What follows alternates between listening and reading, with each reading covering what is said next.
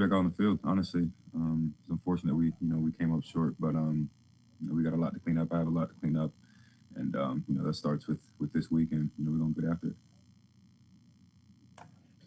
John. Hey, Corey, a couple for you. One, looks like the number of targets you've been getting in general has gone up since last year. Wondering if you think that's maybe a reflection of kind of a better connection with Ryan or what might be going on in that regard. Yeah, I mean, we do a good job of spreading the ball out, week in and week out. And, each and every week you got to be ready, for them to call your number. You might get a lot of targets, you might not, but you always got to be ready because we have a lot of weapons on this offense, and, we understand that. So we just got to be ready week in and week out for big week. Sure. And in terms of yards after catch, what is most important for a receiver when it comes to getting yards after a catch, do you feel like? I mean, you get what you can, protect the ball, and make it happen. The main thing is just protecting the ball, making sure you can get what you can and know when the fight's over. Thank you. Jim? Hey, Corey, just kind of following up on Buck's question. I mean, you've kind of battled back from injuries in the past, but I guess COVID is a little bit different. What was the process like in kind of getting your wind back to feeling like yourself? Did you have to battle through more rust after not being out there for a while? And just how hard was it to be away and not be able to play? How frustrating was it during all of that? Yeah, I mean, it wasn't as hard as I thought it'd be, honestly, to get some of my wind back. We did a good job. Frank and their staff did a good job of, helping me and, just making sure I'm in top conditioning shape, to go out there and perform at a level that I need to perform at. Obviously, COVID's a respiratory infection, and, so it did affect my lungs a little bit, but it was frustrating not frustrating. It was hard to sit back and watch, as the boys went out there and handled business. And, I'm glad that they came away with some wins while I was out. But it was hard for me to sit there and watch. I was getting bored at home, but I'm glad I'm better. Steve Lehman? Hey, Corey, I'm going to take this in a little bit of a different direction. Derrick Henry has such a unique skill set. He can run by guys. He can run over guys, through guys, all that sort of thing. We've seen some incredible highlights from him. As a teammate, is there something that he does, whether it be the stiff arm or the big runs, that fires you up more than anything else? The stiff arm for sure. Like you said, Derrick he could do it all. And I think guys often forget about his speed, but I'll say the stiff arm, particularly the one against Buffalo, my favorite one. That one had me fired up. And there's so many highlights, obviously, that you've been around for and helped block for during his career.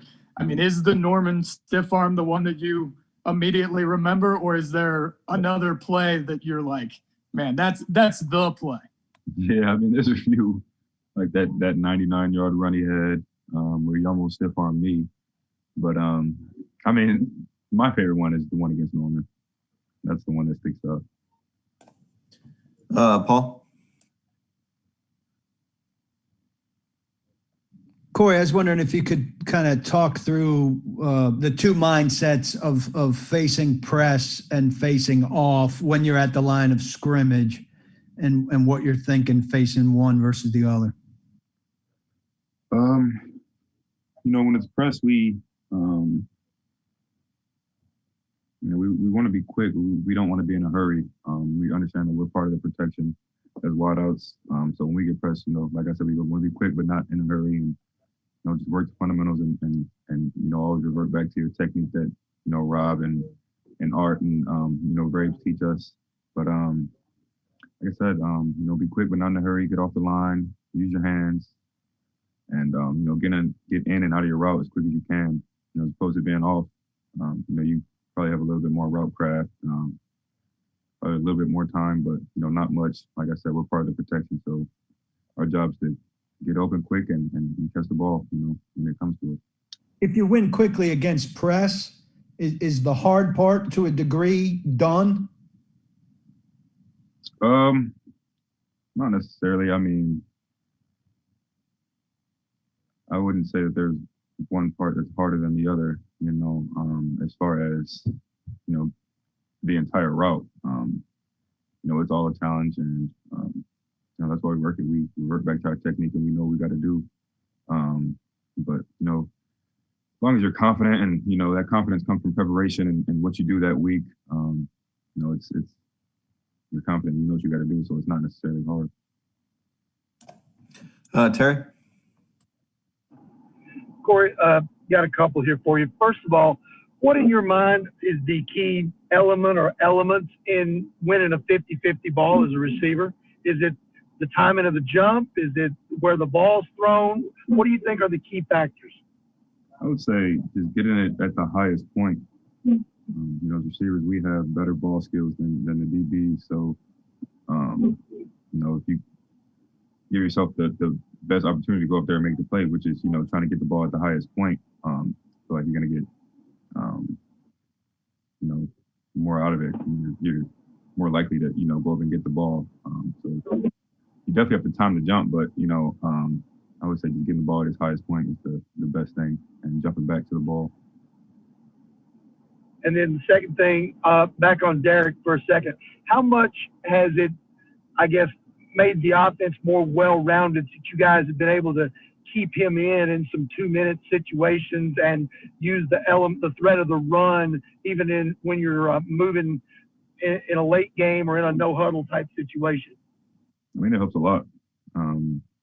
Derek's in great shape, and to have him out there in 2 minutes is obviously a huge bonus for us and a huge advantage. And the run complements the pass and vice versa. We play off the run, and we got a lot of things off the run. So, to have him out there and have that threat helps a lot for sure.